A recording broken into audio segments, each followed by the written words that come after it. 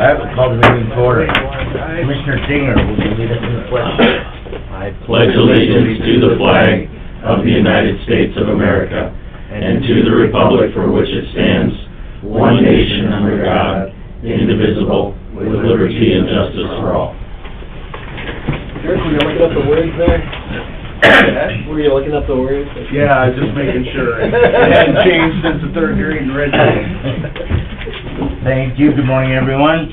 If there's no additions to our agenda, I'd entertain a motion to approve. Move. Second. Motion by Weiss, second by Denner. All in favor signify by saying aye. Aye. Opposed, nay. Motion carries.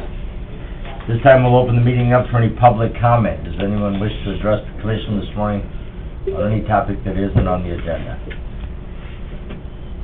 Out there online or on the phone?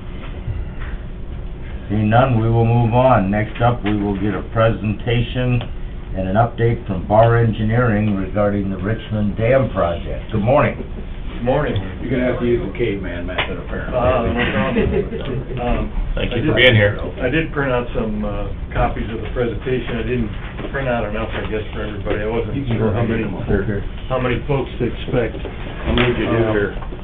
Thank you. My name is Brian Becker. I'm with Bar Engineering. I'm the project manager for the modification project, the rehabilitation project out there. The Office of School and Public Lands hired Bar Engineering probably a couple of years back to initially investigate and identify conceptual level alternatives to modify the dam out there. We went through an evaluation process and a concept level design process, and then presented that to Office of School Public Lands, and then they hired us to now perform final designs for this project. And we just started the final design. We provided to Office of School Public Lands a 30% design concept alternatives, and I'm here to talk with you all about those here today. A little bit of my background. I've been with Bar for about 3 years now. I retired from the Bureau of Reclamation. I was there for 37 years or so. My position at Bar is I'm a senior dam engineer. I've been a dam engineer for almost 20 years, so I think I've heard just about all the dam engineer jokes.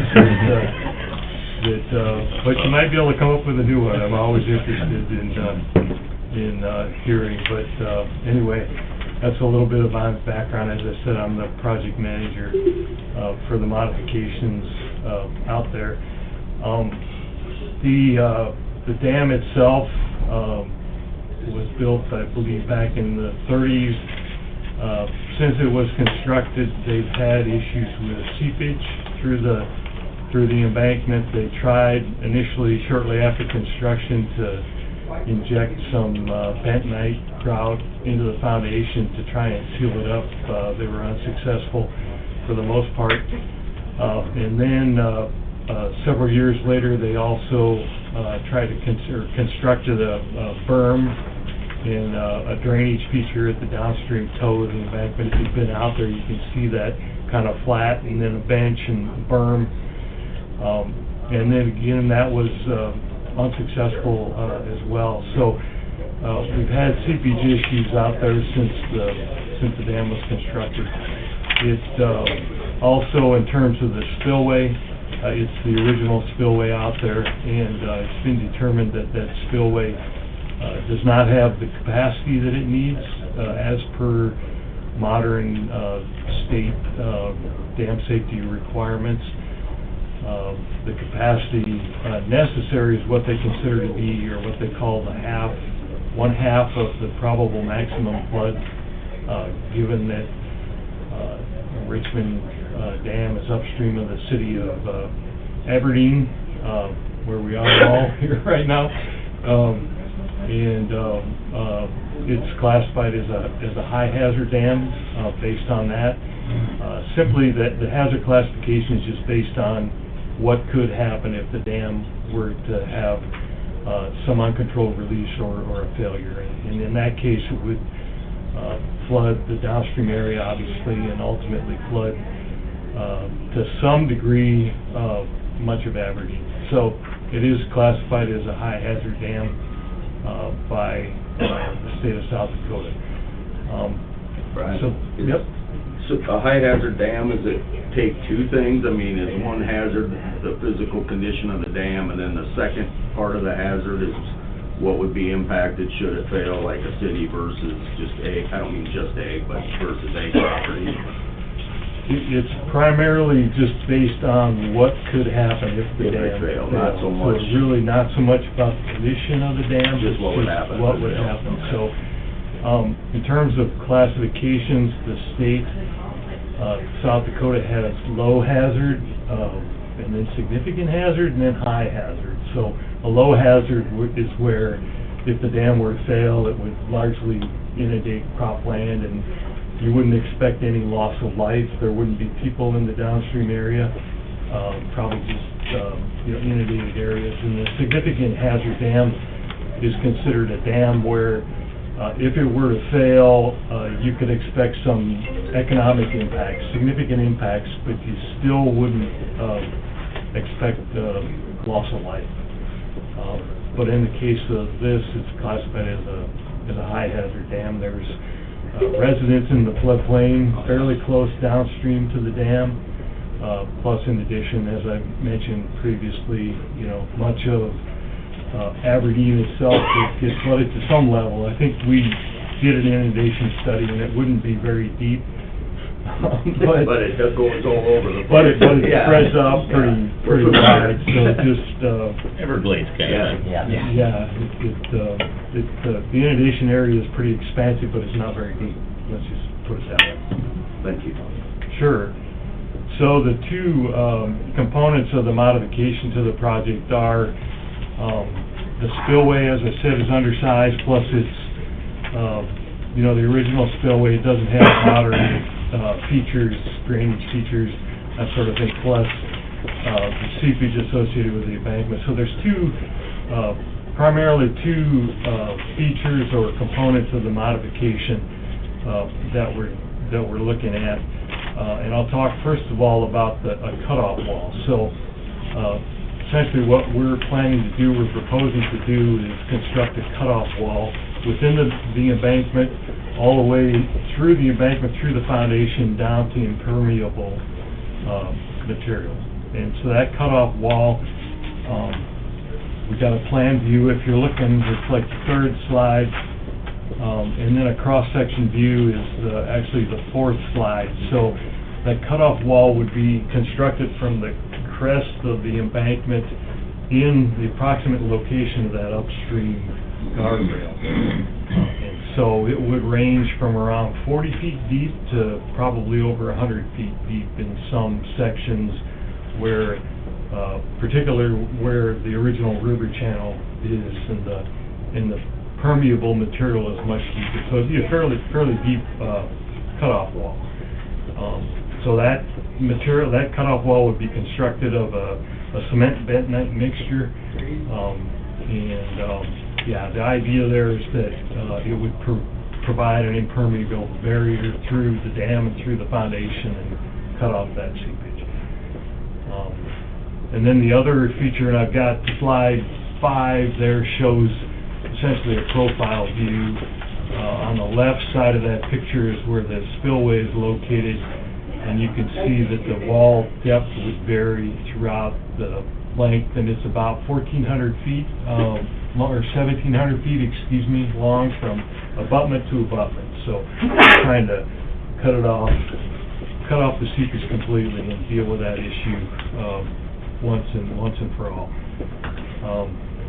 And as I said, that would be constructed from a fairly large, heavy piece of equipment on the crest of the embankment. We're still kind of working through the final details of how or what method we would recommend the contractor use.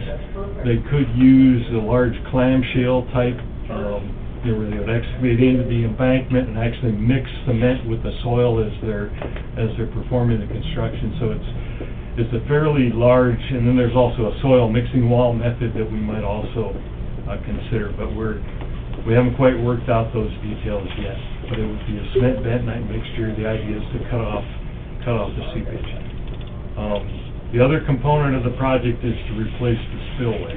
So, as I mentioned earlier, the spillway doesn't have adequate capacity. And when you don't have adequate capacity, the likelihood that you could overtop the embankment during a large flood causes, you look for alternatives to increase the spillway capacity. So what we're looking at there is to completely excavate and remove that existing spillway and construct a new spillway. And that new spillway will have what's called a labyrinth crest. And what that labyrinth crest does is provide a much longer length of crest discharge for the water in the reservoir. Bottom line is you get much more or much greater capacity through that spillway given a certain width. And the idea there is, we've obviously got the county road that goes over the spillway structure itself, so we're trying to limit the overall width of that spillway to not create the need for a huge long bridge, but also increase the capacity. So the labyrinth spillway is what we're proposing to do there. So slide 6 and slide 7 is a cross-section of that labyrinth spillway. Oh, okay. That's kind of cool. Yeah. So,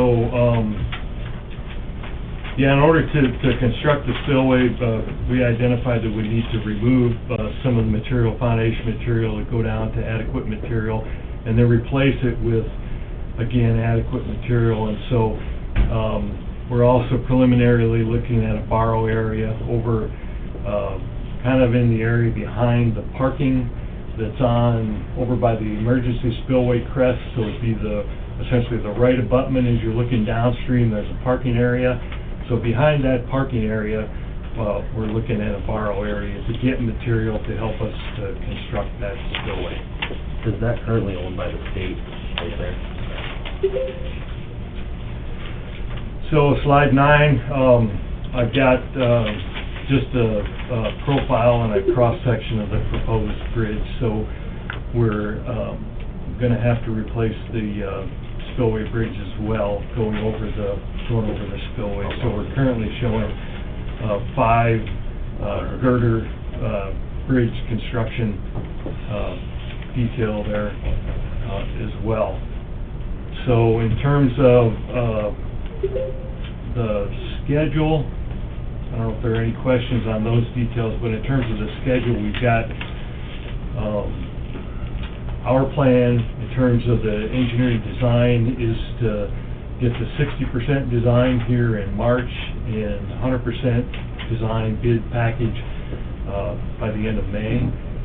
So depending on funding and where the state's at, we would anticipate that the project would be let to bid through the summer sometime, with a contract award probably later this year, again depending on how long the solicitation and procurement process takes with the state. But at least our plan and schedule is that the contract would be awarded later, like July, August of this year. Again, these timeframes are still somewhat preliminary and not final or set in stone, but that's kind of where we're looking. In terms of the construction schedule, we're looking at 2 years. So the first year, if they can get a contractor on board yet this fall, they may start some prep work and get the project rolling. But we would anticipate that they would start work in earnest with the cutoff wall initially. and that would probably be all of 2026. So the construction season of '26 would be cut-off wall, the construction season of '27 would be the spillway. So we would anticipate that the project would be completed by the end of 2027. If I've got my years go by so quickly anymore, it's hard to imagine it's 2025, but if we get a contract awarded late this year, and get a contractor on board, likely not a lot of construction would go on during the winter, just prep work and that sort of thing, but we would anticipate they would begin in earnest in 2026, and cut off wall in 2027 with the spillway. When they're physically doing the cutoff wall, I mean, does that look like a trench, or are you removing the whole frickin' thing? It's just you're digging straight down where you're gonna put the cutoff wall? Yeah, it's, again, we're still kind of working through the final methods, but essentially they'll have a batch plant in the mix, and they'll be, as they're excavating material, they will also be moving in the mix and the cement at the same time. As they go. So it's as they go. So there won't be a big open trench that's 100 feet deep and 8 feet wide. They tend to excavate and fill it up as they're moving across the embankment. Is the in-place material, is that completely removed then, or is that incorporated to It'll some be extent incorporated in the mix based in- on what's there? Exactly. It'll be Okay. incorporated into the mix as they're going. So it'll still look physically the same as it does right now. Right. They won't like dig the dirt away and have a straight wall there, it'll still be dirt. Right, right. And then so during that whole time, this is probably maybe a construction question, not you, but the road, I assume, will have to be closed then for like 2 years. We're anticipating that the road would need to be closed for 2 years. Okay. We're also still working through the details, but in order to get a working pad wide enough for this equipment as they're constructing the cutoff wall, we may need to cut down the embankment somewhat to get that wide enough pad essentially or another option that we're still kind of working through the details is whether we can build up the embankment width, and that would require more fill on the downstream side, and more borrow, and more fence, obviously, but that would be a little bit different scenario where we build up the embankment to build up the width in order to work that equipment across. Correct. What impacts will this have to the lake itself? Water levels, things like that? Good question. Our thought is that it won't have an impact, that we're gonna maintain the same level, the same spillway crest, same control elevation currently. But given that, we'll have part of the embankment cut down, and also, the spillway will be out of service for a certain part of that, at least the second year of construction. We're looking at whether we need to have pumps in place or some sort of siphon in order to provide that capacity so that we don't overtop the dam while we're in construction. Depends on how much rain we get. Exactly. So we're still kind of working through those details. How thick is the cutoff wall? I don't see that on here. Yeah, it's probably like 8 to 10 feet thick, in that range. I'd say, maybe to be safe, like 5. It depends on the thickness of or the width of the equipment that they can use. If it's a clamshell, and they gotta go down, over 100 feet in some locations. So, I'm anticipating, ballpark around 10 feet thick. Really? Wow. Interesting. Well, you did a damn good job. Thanks. I don't know if there's any other questions, or, if you have any questions going forward, go ahead. Nope. Answered all mine. Yeah. Okay. Excellent. Yeah, Fine details to be determined, but yeah, we're still working through. This is maybe a dumb question, because I think I know the answer, but if, let's say, you do need more material for, like, widening the cutoff wall, is that something you can use the dredge the lake and use some of that material, or to make the lake deeper, or not really? Well, we haven't really considered that, but we've identified this borrow area over kind of behind the parking lot, you know, further upstream in that area, and that material is adequate, you know, it'll work for an embankment, and so we've been kind of working through that. I guess if, you know, we could run into a scenario where that material we find is not acceptable, then we might look for other, but currently we're not planning to. Well, that would be a lot more expensive to Yeah, take it out of the would be, you know, then we perhaps either have to excavate in the water or, you know, lower the reservoir. It would definitely get more complicated. Be cool to have the lake deeper, that's all. Like, All right, anyone have any other questions? Go ahead, Scott. So you're talking about doubling the size of the spillway and stuff, is the base flood elevation gonna change due to the type of spillway and stuff you're putting in? no, yeah, we would anticipate, you know, not much, if I understand your question, you know, really no change in impact to the releases and flooding downstream of the embankment and of the spillway itself, if I'm, I guess, following or understanding your question. Yeah, so whatever's there now for their base flood elevation on Richmond Lake for all the homes and stuff, that'll stay the same no matter what size the bridge is at or the elevation of the bridge. Oh, I Spillway. see what you're, I Is see. that elevation staying the same? Yeah, we would anticipate actually that the lake itself would not be as, I guess the term we like to use is splashy. So, you know, during a flood scenario, we wouldn't anticipate that the lake would come up as much as it currently does. That we would have greater capacity to be able to release more of that downstream, if that answers your question.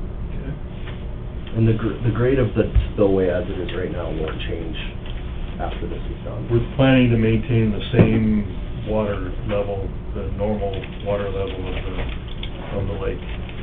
There's that word normal. The road proposed between the two phases of between the construction of the cutoff wall and the spillway, would it reopen in that time, those winter months, or would it be closed during that stretch? I would anticipate that it would be closed, Yeah. yeah, because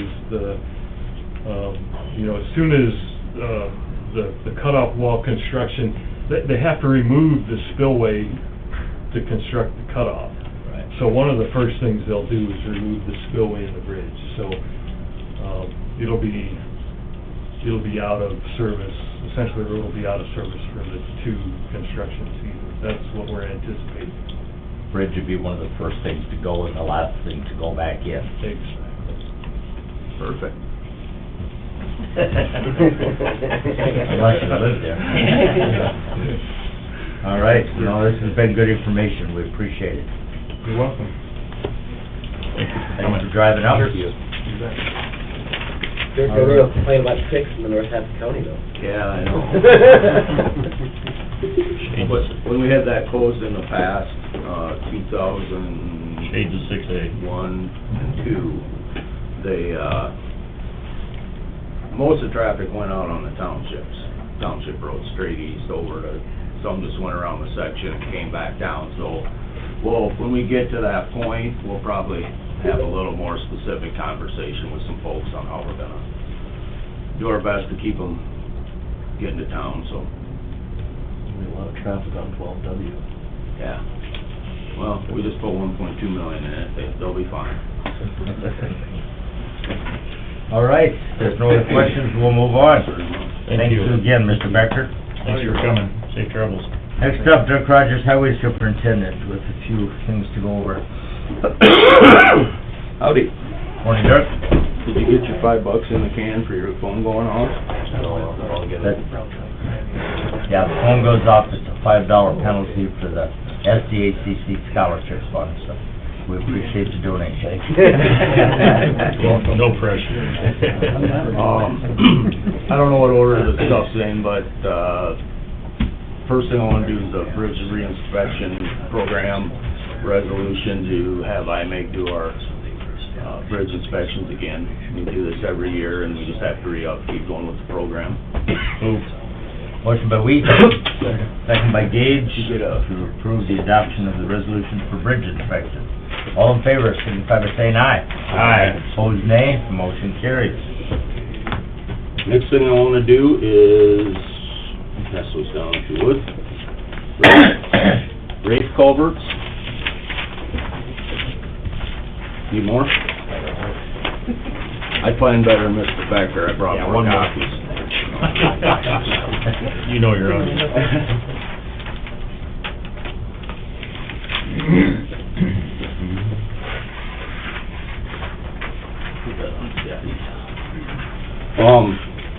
So, you know, the RAVE program, they submit these applications by October 31st or 31st. Then we have till the end of the year to review them, bring them into the commission with our recommendations. On these, we got 6 listed here. Just a quick little background. This is the 3rd year of the program. The first year, Mercier, you take them out of there, those other 3 townships were the ones that were participating in the program. And in the first go-around, I'd have to go back and look, they got, like, Groton got 2, Liberty got 2, and Greenfield got 1 in the first go-around. And then last year only had 1 application that came from Mercier, and Mercier wasn't originally eligible, but they wanted help with the culverts on the north side of Mina, so they got themselves eligible, and this year they applied. That one's a little tricky because it's very big, and if we put 4 8-footers in there, it's gonna be a bridge. It'll turn it into a bridge statutorily, so it would be put on as a bridge going forward. I don't really have a problem with that because we've reduced the number of bridges that we have, and, on the other hand, we're talking, 3 will actually work in there. There was a little, that's the only one that we actually had to do, sorry, I'm bouncing around here. That's the only one we had to actually do a hydrology study on because we're changing what was there. These other ones we're just putting back in of what's there so you don't have to. So I do have that in there as those 4 pipe. That one could possibly even come completely out and end up being a bridge altogether. But I wanted to get through and get it approved so we could at least move forward with it if we're gonna put these pipe in. If that would happen, you'd go from 125,000 to closer to $1 million. Yeah, probably not quite that bad, but Close. definitely closer. Yep. So, that's what I mean, we gotta weigh that whole thing through. There's also an issue with the web line out there. If it were underneath a county road, we'd just go, okay, move it, but it's a 2-foot line, it's hooked right to the water tower there, and it'll knock out a whole bunch of water if that gets, like the west half of the county, because of how it's all tied together there. So there's just a few more moving parts with that one that we gotta walk through, but all these other ones are pretty straightforward. And as you can see on the right, the total of the grant request comes up to $215,000. These estimates are, I'm pretty comfortable with the cost. The pipe is in there, and I know what the pipe costs. You know, the cost might vary a little bit because it's an estimate, but I'm pretty comfortable with these. So the balance of this the other day, I believe, Lynn, was $515,000 and some change. So we're gonna spend $215 of it. We're still gonna have $300,000 sitting in there, which I'll come back to that as part of my next discussion. The other thing in here is the match. We paid the match on the last handful. You know, we spent $60,000 and it was 20% of that the county paid because in case I don't know if you might remember this, these particular pipe, the county used to just do them for the townships. It was something that the commissioners, you get your $40,000 and wheel tax it, you can all split up and we'll help you with these pipe. Well, when the RAFE program came along, now we're getting money to do these pipe, but the townships have to participate in the program, so we do have a little bit of some inconsistencies there. It's also why I don't really like this program, and I'm gonna touch on that here in a minute, but, okay, but back to the match thing, unless you guys have a problem, I was gonna move forward and have the county pay the match again. It's 20% of what these would be, and it's not something you have to do, but it is something that, like I said, it used to be 100% match, so I would really support us at least helping the townships in that fashion. The other thing that does is it hopefully entices them, because we have from now till 2029 to spend the other $300,000, and that's if the program doesn't continue. And we have... If there's no additional funding. Yeah, and like I said, I'm gonna just mention that here briefly, but if they don't add any more money to it, then it's just gonna continue on until 2029 and end. But the 5 and change has already been allocated for our use for that. Yes, yeah, no, it's For in qualified projects. Yes, it's in the bank here. Yeah, just to clarify. Which, do we invest that, by the way? Has that been on notice? Can we? Can we do that legally? It's gotta be deposited somewhere. Might Sitting in her drawer. Might as well sit Is it? in an interest Well, account. that's what I would think, you know, but that's something else, just let her sit till for 3 more years and we make some interest, and then, that's not, my other problem with that is, and what I'm trying to get to here and doing a poor job of it, is that we're gonna spend $300,000 on culverts in 3 or 4 townships over the next 3 years. I mean, that sounds like it's gonna encourage some less than efficient spending, you know, in my opinion, but the other thing might be maybe we can get more townships to participate in the program. But I'm not gonna go out and beat the bushes and hold promotional festivals and stuff to tell them. I've been to 1,000 things where they talked about this program since it started, and, you know, I just don't know if the appetite's not there or whatever for the rest of the townships, but that's fine. If there's a need in the township, they should be contacting us with the need. Right. Right. Problem is that they have to have an opt-out or be doing secondary road and bridge, To and be a lot of them eligible. don't want to Right, do that. and a couple of them were very emphatic on that's why they're not gonna do it, and that's fine. But it also goes further to my point that I don't think the program's spending money as well as it could. Right. You know. Okay, but having said that, I'm getting into my next discussion. I wanna recommend that we do these and that we supply the match for them unless you guys got huge heartburn about it. And I have money for the match in the budget, so it shouldn't be a problem. So just so I know, the match, it comes to 53.8. Those are county dollars. Yep. The 215.2, those are RAFE dollars. Right, so and the way that we do these is one of 2 ways. Right now, as we're sitting here, I anticipate that the county's gonna do all this work, okay? And then at the end of the year, I'll give Lynn some accounting and go, we need to move $215,000 from the RAFE funds, or whatever that comes out to be. Yep. We need to move that over to the, 201 fund, or 311, or whatever you do with it. And that's just kinda how we do the transaction, minus, you know, it'll be 80% of what that amount is. Sure. You can't take the RAFE money for the match, obviously, Right. so. If I could, for just a little background, Brown County historically has participated more aggressively in the township's culvert program than most counties. Partially, I assume, because of the fact that we are so flat. We mentioned before that if there was a catastrophic failure, there'd be widespread flooding, not deep, but pretty ubiquitous in where it's at.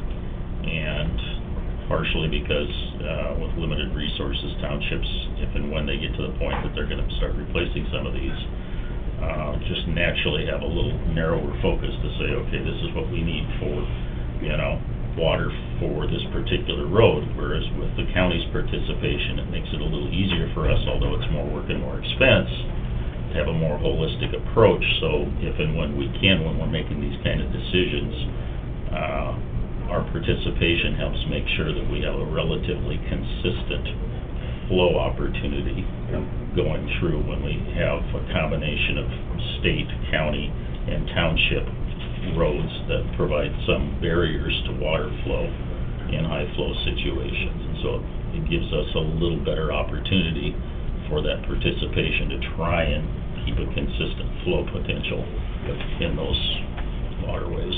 So that's just kind of part and parcel to that. We run into that when we get requests to participate, and also on the James River Water Development Board. And we get requests from townships in a variety of other counties along the Jim River that don't get a lot of assistance from their counties, and not to be critical. No. But it's a little easier for us because we're a little more used to doing some of the engineering and having an understanding of some of that, and it's just a little bit different that way.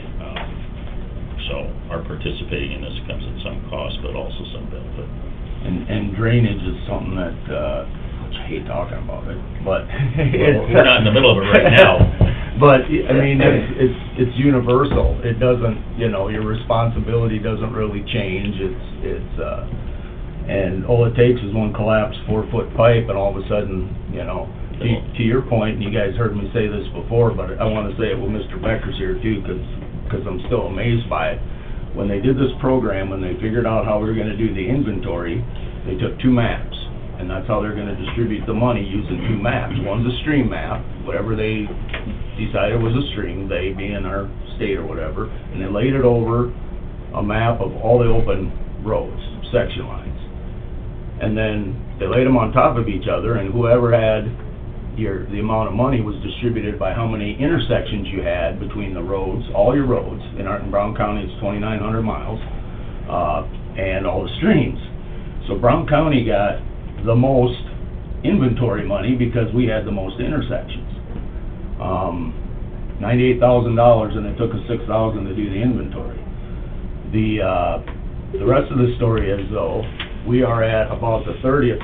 We're about 30% of the thing for the number of these large pipe, because most of our drainage can be handled with an 18-inch or a 2-footer. So we have way more stream crossings than other people, but because we're so flat with no grade, the size of the pipe that you need to handle it is way down. So, but anyway, I still would recommend that we do these if you're okay with it. Did we do it already? Nope. Oh. Move.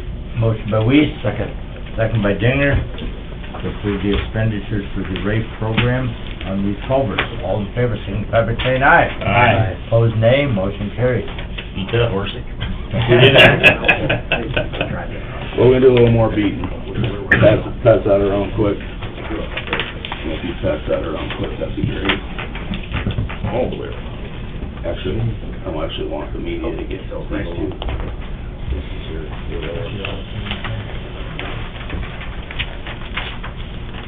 You need a lot of copies for this one.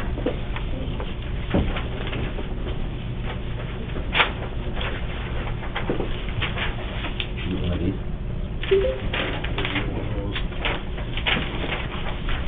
Okay, so I gave you 2, I always have to say, technical communications classes, they do not give handouts because it distracts everybody, and they don't listen to it.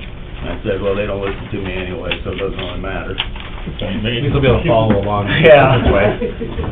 So there's 2 things I gave you. One's an email, and the email is, I was talking with Kinderberg, and I was trying to monitor, figure out what this potential change with the further funding of the RAFE program, which is the other sheet I gave you. It's they basically are just gonna hop in line and take $5 million out of the road and bridge money. If you look at the email there, and I'm sorry I could have tabulated this, but we can all read. Just Brown County, specific to the county, and no one else within the county, but the county will lose $169,000 of our road and bridge money now with this proposal. And then if you go down there, you know, the counties or the townships themselves are gonna lose $9,000, you know. Then Aberdeen would lose about $44,000. You can go down the line there, but all these towns, and you know, it's not huge amounts of money, but in those small towns it can make an impact. And then the most we get back is about like $99,000 is what we get back out of the RAFE program. But you got to remember that $99,000 can only be spent on those in those 4 townships right now, unless we had more. Now, if this was a new money thing, you know, the disagreement would be way different. We'd have, who the hell wants to pay more taxes versus, you know, and that would be, I would actually be able to support that. I mean, go in and get beat, but beat down on trying to generate more revenue, but all this is doing is just getting in line, you know, and it's gonna take, what, 71% of the same amount that the big bridge program takes out of our road and bridge money. So to me, it's a complete overstep, and the other part of it is if they could target the money in a more efficient way, or that's the one thing that bothers me, and I know you don't wanna have to create a whole nother department that's sitting there crunching numbers to determine that Moody County, you know, Quebec Township and Moody County needs it more than Henry Township in, you know, Clark County. So you don't wanna have to go that route. Between the way the money was distributed, and then the fact that the townships don't have a mechanism, there's not you know what I mean? This whole program doesn't run without the counties, because there's no mechanism for the townships to distribute that money, really, without the counties doing it. And maybe I'm going at it wrong and thinking, well, maybe just, I'm irritated because the county highway department's in the way, or, you know what I mean? But they're gonna take $5 million from a road and bridge fund and programs that the big comes out of, and that we fund LTAP out of, that are been running forever, they're fine. And now we're gonna hop in with this one and take $5 million of that dollars for RAFE, which I'm not even convinced, like, the topic's fine. I have no, you know, I think if you can come up with a way for those places where they can't communicate between the townships and the counties to figure out how to put the pipe in. But I just have a feeling there's about 4 or 5 counties that this comes from, and basically we're gonna lose road and bridge money that instead of using it to pave roads in Brown County or whatever, we're gonna be putting culverts in Hamlin County or Moody County or something. So if we're a loser, who's the winner? How will that be determined? Well, Those that do the paperwork. the ones, the counties that would have the most eligible townships, would be the ones where this money's gonna go. I mean, we're only taught, this program only works for 4 out of 44 townships in Brown County. And I'm not saying that everybody has to agree with the philosophy behind it, but it's not hard to qualify for this program. It's way easier than what the townships have to do for FEMA. I mean, it's way easier. You gotta basically check 2 boxes, you know. I get it if politically you don't wanna do it, that's cool, but I'm just saying, it's not like you gotta go to 19 seminars and 2 trips to DC and, you know. Get certified. No, you frickin' check 2 boxes to pass a resolution and you're in the program, so, I'm not gonna be in favor of it unless you guys stop me. If this gets to the legislature, I was gonna go testify against it and do what I can to not have our highway money get redistributed for culverts. So, basically for information. Question? Yep. Sorry. No, ask questions. Kind of a question, more probably of a statement, I guess, or whatever, but, I know that it's just gonna be an argument on whether or not they're allowed to do this or not. But why can't we have a hybrid of the system of what, and I know Brown, we'll just use us as an example, or your department, right? Where prior to this, when we were handling 100% of all these culverts and everything. Right. I'm guessing that you did in a triage approach of where those culverts are the worst and where they need to be replaced, and not just certain townships that, because I think from the township point of view, I'm not gonna say it's for all of them, but the ones I spoke with, is that this is a direct punishment on those that feel that they've been more fiscally responsible because they haven't had to opt out. Right. And I understand the whole trying to opt out for zero and all that, but it hurts the townships that feel that, and I'm not saying the other ones weren't, they could have been different situations, but the townships that feel that they were fiscally responsible and never opted out are the ones that cannot participate in this program. So if they were to, the state were to say, hey, we're gonna have these RAFE dollars in there, and and everybody puts in, you know, for what maybe, and then it's a triage approach of where we need to put that money instead of deciding on whether or not they're individually taxing everybody in their township enough or not to do the normal day-to-day stuff. And I don't know if that's an argument that's even available to make down there, but I mean, I know that not every county works as well with their townships as it is here, but I mean, I think it would be a great program, because it could be run very easily, the townships wouldn't have to feel like they have to tax their people to no end either, to do it. I agree with everything you're saying, I do, and, not exactly the same. There's another example, for instance, Minnehaha County, where they're pretty well funded, and there's a few townships that actually like have a shop and a blade and an employee and stuff. And that fact that they got good money combined with, recent FEMA events, they got a bunch of money and everything's shiny. And that kinda goes back to what I'm saying about how the money's targeted. Now, like I said, you don't wanna create 9 new positions trying to figure out where the money's supposed to go. And what you just said about, I did hear from one person at the DOT in the few conversations I was having that feels the exact same way that you do. It should just be a pool of money, and when they need it, you just come and you go, okay, yeah, we need this in this township. Which is basically what we did before, it's just the county funded the whole thing. And I know in Brookings County, in Minnehaha County, and Pennington County, prior to the RAFE program, all had self-funded, they just set $100,000 aside or whatever, and then the townships could come in and even more, I mean, literally, you call our office, we put you on a list, and when we're in the area, we'd come fix the pipe, you know? They had a little more structure for it, so, I mean, honestly, and I actually have said this before, the townships in general in Brown County are worse off under the RAFE program than they were before. But I also, if they're gonna be handing out money, we better figure out how to spend the money within our county if they're gonna give it to us, whether I agree with it or not, so. Well, you modify your priorities based on what additional resources you may have besides your own. Exactly. So, All right. Well, I agree with what you said about, townships being able to use it. But then to answer your question, I'm good with that, if you want to go testify. Yeah. I mean, if it's, what'd you say, $169,000, I think that's worth driving to Peter over and testifying and at least, adding your 2 cents to the discussion. I mean, at the end of the day, you only spend the dollar once, and where do we think that dollar is going to be best spent? And I think we're better with it being in the highway and bridge. I agree with you. In Brown County. In Brown County, Yeah, too. in Brown County. Right. It's a local control issue. Yeah, a little bit of Add that. that caveat in there. But, they could make their case. so. Is there a bill introduced yet? It's written, I don't know who's carrying it. Still in discussion? Yeah, because, you know how irritated I am, can you imagine how the municipal league's gonna, I mean, this is really, there's a little bit of it, and I'm not a wily politician, I just go in and rub my forehead and try not to swear while I'm in committee, but,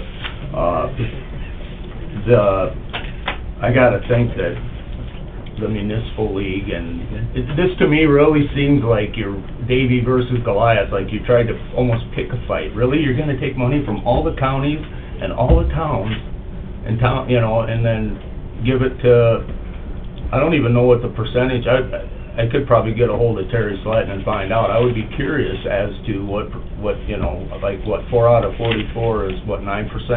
9% in Brown County participate in the program. And I'm not saying, it's not that way across, I mean, it's better in some places. Sure.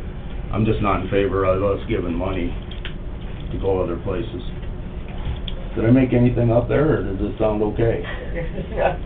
We addressed this a little bit on our last meeting too. Okay.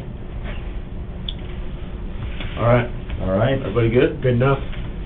You're not done. What else I got on there? Department update. Oh, God. What are you doing? We're crushing. Okay. There we go. Update. We've been doing, we did shouldering up on 9 between Daly Corner and 16. We've been doing some shouldering with our concrete since we're crushing natural rock this year. We're using concrete for riprap, and then we cover up with dirt, so it doesn't look too bad. And we're doing a little bit of graveling, but that's getting a little chunky, and we broke a conveyor, but it wasn't our fault, so that was good. It was an expensive conveyor. And so we're still crushing, probably going a little slower today. But you're not pushing snow. We're not pushing snow. We did plow on Saturday. I scared everybody last week and told them, we're gonna go out, 'cause we're all sitting here, and let's just go out on, what was it, Thursday or whatever. Well, then they went out again on Saturday, I know, and touched things up a little bit. There was a little drifting here and there. Yeah, There was a blade in the yard when I drove by pushing snow. at the shop? Yeah, at the Well, shop. that's no good. You're like, I interviewed a guy one time, 2 in the afternoon on a Wednesday, and we got done with the job interview, and we're walking out, and he's gonna, for a truck driver or whatever, and he looks out in the shop, and of course, Paulie and Joe are back there, and he goes, "Where is everybody?" Thanks for stopping in. Where's my shovel? They better not be back there. All right, thank you very I have much. a question for you that was texted to me by a Richmond Lake resident.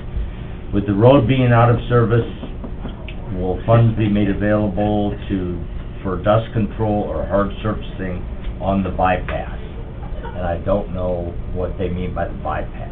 They would probably mean Access road. the detour Yeah, or right. whatever, yeah. I think the answer is we'll make it, I mean, we're probably not gonna pay for it directly. Right. We'll see what happens, but. Can be built into the project, I Yeah, guess it'll be is built probably into the project, Okay. either,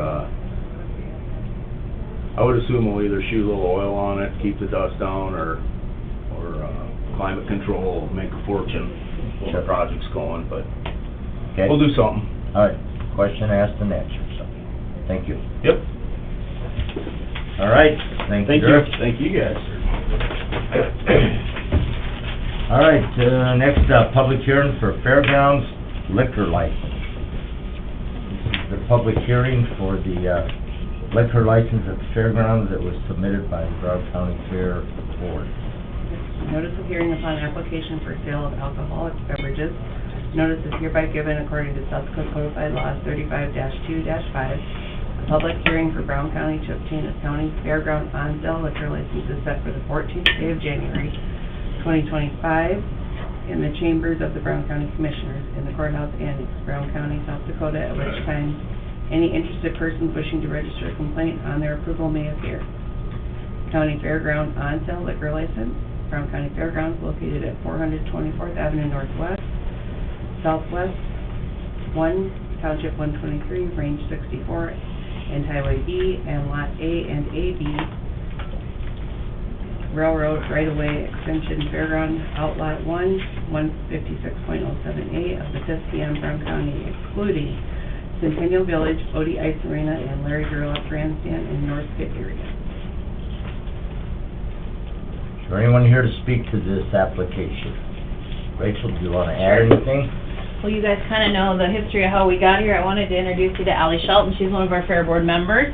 She's been with us a few months now. Excited to have her on board. And Greg Markley, longtime member, was also here. He's going to swing in again if he makes it back. But so you guys know how we got here. We had one proposal for the clubhouse for Fair Week, and that spurned kind of a conversation we've been having for a while about the pros and cons of having our own liquor license out there, providing beverages for the weddings that are already occurring and some of the events that are already occurring. So just to reiterate, this is only for the clubhouse area and the expo area. And then if we were to partner with the Fair Foundation, that corporate tent to the east of the grandstand. We don't currently have alcohol anywhere else on the fairgrounds, save those 3 areas that Lynn had mentioned that are excluded from this license. So I guess if you have questions on how we got here, I can answer that. It's just kind of another strategy to try to get some more money out there to make improvements. We know some of the other fairgrounds are doing the same thing, and they highly recommend it, so we were going to give it a shot for this calendar year, and then obviously you can make another decision in a year from now whether to re-up it. The one question that I was asked that I didn't know the answer, Centennial, the grandstand, and the OE are excluded. So in the event that Centennial had an event going on that they wanted to serve hard alcohol, could they utilize this in lieu of their own? They cannot, because it's not transferable. Okay, and that was the question, and I didn't know the answer, so. But, They would have to secure their own liquor license to transfer. special event license, but that would be available if that was needed. Right. Okay, Yes. answered, thank you. So then going forward, what this will look like is some of the things that we'll get on if you choose to go ahead and grant us that license is, we'll work on the building leases that are starting in March. I don't think this will be used until the Hall of Fame banquet, which is the last weekend of March, followed by the Bull-A-Rama, and then weddings, and then Fair Week. We'll have to look at the ordinances. There's a little bit of language I think we need to clean up based on how we used to do it. Now if this is different, so I don't know if we do that now or if we wait for a year in case we want to revert back to how we used to. We'll advertise for that beverage supervisor. I think you guys already approved the language with HR on that. Get those applications in, try to have that person hired by beginning or mid-February to get them acclimated to what their duties will be. I've got meetings already starting to get set pending your decision today with the distributors to find out who we want to partner with in that area, what those, the overall setup of the bar, developing minimums, beverage pricing, all of that stuff to try to look at those specifics. I've got calls into South Dakota Public Assurance Alliance, make sure that our insurance is all taken care of and that that's covered. And then, of course, Fair Week, we'll be looking at programming in there. We'd like to use that. It's a great facility and great area that's being, we feel, underutilized. So trying to do more programming in there, setting up the band, whether we have the tent, as well as bringing in a food option, perhaps restaurant style for that week. So those are some of the things that'll be on the docket to work on, should you approve it. All right, is there anyone here to speak to this application at all? If not, I would entertain a motion of some sort. Motion to approve. Second. Motion by Weiss, second by Gage to approve the liquor license application. Is there any further discussion? Hearing none, all in favor signify by saying aye. Aye. Opposed, nay. Motion carries. Always looking for more work. Always looking for more. Thank you, guys. Thank you, Rachel. You missed it. It's approved. Greg Markley, you guys, you've been on the board for how many years now, Greg? Nice. So, I'm sure he'll be very hands-on and helping me out with that. The other thing we had on the agenda was those contracts were next. That's the actual signed copy, if Dwayne wants to sign that one. Do you want them together or separate? What's that? Oh, did I not have it? I'll It doesn't create my matter to own me. spot. So the first contract, the RSA digital advertising, there's about $10,000 that we spend on digital. For those that aren't familiar, that's your search engine, social media websites, and mobile apps. So that's getting bigger and bigger. We've had 2 companies the last 2 years that we weren't completely satisfied with. So RSA is Robert Sharp and Associates out of Rapid City, and they do a lot of the other fairs already. So we wanted to give them a shot at it. That's what that contract is. And if you're able to, that's to be signed digitally. We can't have a digital advertising and not sign it digitally, right? Well, we'll have a hard copy. And then the second one is Power Sound. That's who we've been contracting with the last decade or so, as far as I know. And that's Alex, and it was the only submission that we had, and those are both recommended by the Fair Board. I'll move them. Okay, motion by Denner. Second. Second by Weiss to approve the 2 contracts for advertising and Power Sound. Any further discussion? Hearing none, all in favor signify by saying aye. Aye. Opposed, nay. Motion carries. Any questions for me? Just to be clear, that's separate from the ticketing program that we have, correct? Advertising? Yes. Yep. Good. All right, thank you, Rachel. Thanks, guys. Thanks, Rachel. Yeah. Next up, Judy Dash, Building Superintendent. Approve and authorize chairman to sign quote from Convergent. Morning, Judy. Good morning. I'd like to go into, okay? All right. And a request to go into executive session to discuss contracts. Move. Motion by Weiss. Second. Second by Denner. All in favor, signify by saying aye. Aye. Opposed, nay. Motion carries. We'll reconvene when we come back out of exec. Agenda's 1 page, but it's taking longer. Oh, I can see Back some of the on. items on. Some of a long one-pager, though. Yeah, it is. We'll wait till we get dialed in. To enable audio controls, please enter your audio PIN followed by the pound or hash sign. If you do not have a All right, we're back in session. Out of exec. This time we need to add security to the reason for going into exec in addition to contract. I would entertain a motion to accept a quote from Convergent for security devices. Move. Motion by Gage. Second. Second by Dinger. Is there any further discussion? Hearing none, all in favor signify by saying aye. Aye. Opposed, nay. Motion carries. Discuss storage of law books. You haven't found a home for all of them yet. Nope, I have not, but, Dave McNeil said that they have a room above on second floor of the police station, that if we wanted to store them there, we could store them.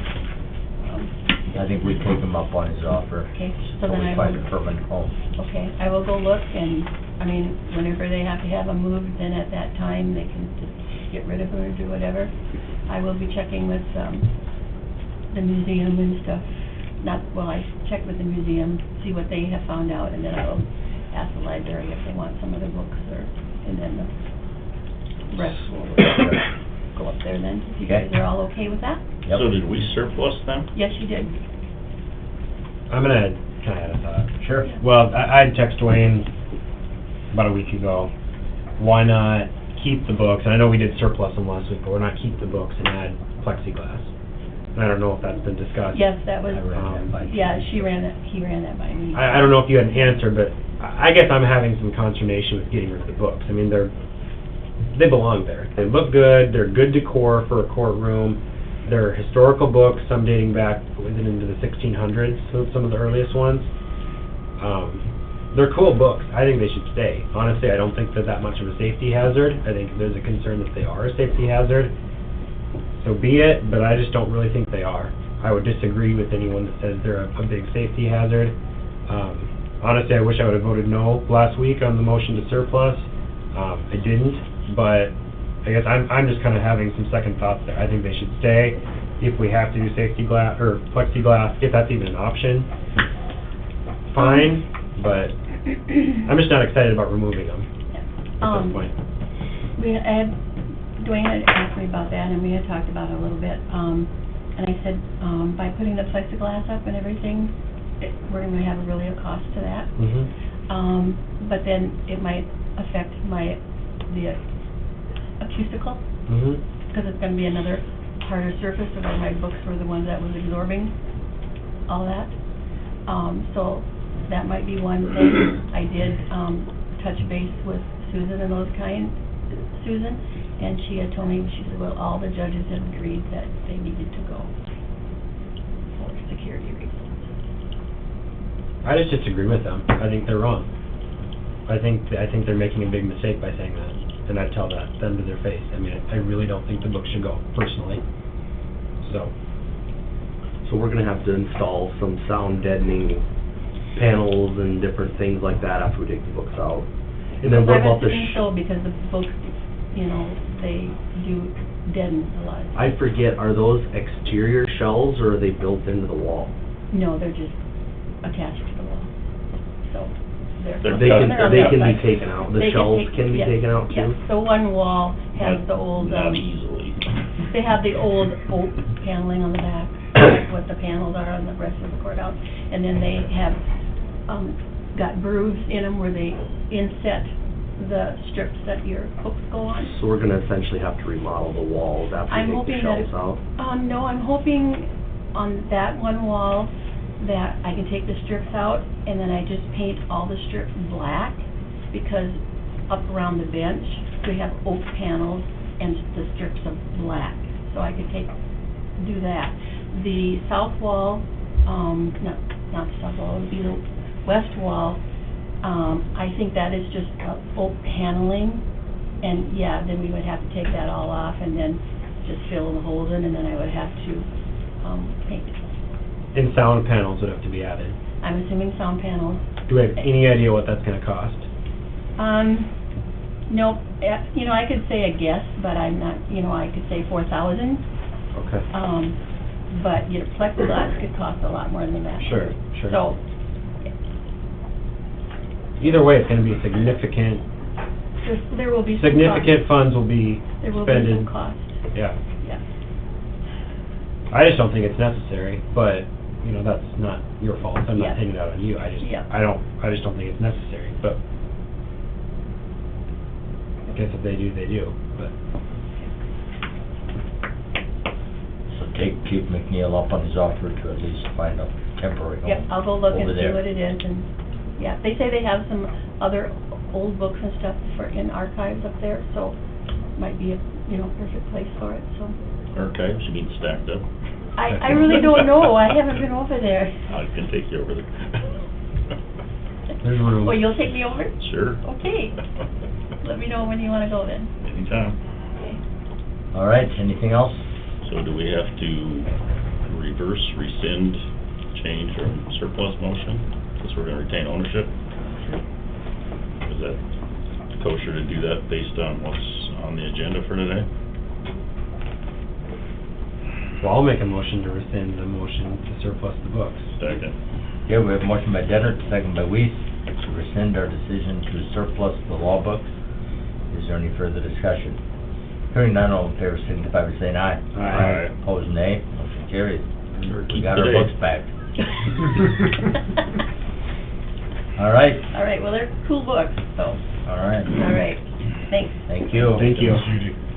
All right, next up, the Summit PUC intervenor discussion.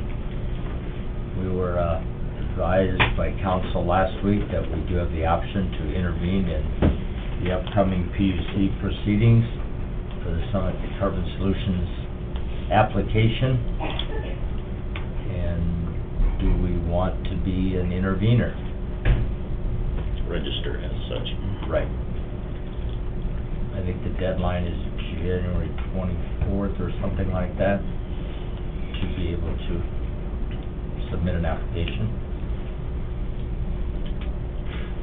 I guess personally, yes, I think we should be on there to be heard, Okay? for me anyway. We did the first time around, and we provided them with the information that they requested. It seems to be felt that there may be less information needed this time, because we've already supplied quite a bit of the initial, during the initial hearing, so if it's the wishes of the commission to apply as an intervenor again, I would entertain a motion to that effect. I'll make a motion to Okay. intervene. Motion by Gage, Second. second by Dennert. Commissioner Weiss, do you have anything to add? Nothing. Okay. Any further discussion? Hearing none, all in favor signify by saying aye. Aye. Opposed, nay. Motion carries. Thank you. Nebraska. You look like you were, That happens, doesn't it? Spinning, yeah. All right, moving on to the consent Please calendar. note, Commissioner, we said nothing to add. To the minute. The hamsters are returning, but they stopped. Looking tired up there. Approval of the reorganization meeting minutes of January 7th. Move. Motion by Weiss, Second. second by Gage. All in favor signify by saying aye. Aye. Opposed, nay. Motion carries. Claims and payroll. Move. Second. Motion by Dinger, second by Weiss. All in favor signify by saying aye. Aye. Opposed, nay. Motion carries. HR report. Move. Second. Motion by Dennert, second by Weiss. All in favor signify by saying aye. Aye. Opposed, nay. Motion carries. Claim assignment. Move. Second. Motion by Gage, second by Dinger. All in favor signify by saying aye. Aye. Opposed, nay. Motion carries. Surplus copier for planning and zoning. Move. Motion by Gage, Second. second by Dennert. I guess I question need to even declare it surplus. You should just call it the landfill, but either way, we got to declare it surplus. All in favor signify by saying aye. Aye. Opposed, nay. Motion carries. Surplus property from the highway department. Move. Motion by Second. Dinger, second by Weiss. All in favor signify by saying aye. Aye. Opposed, nay. Motion carries. Travel request. Move.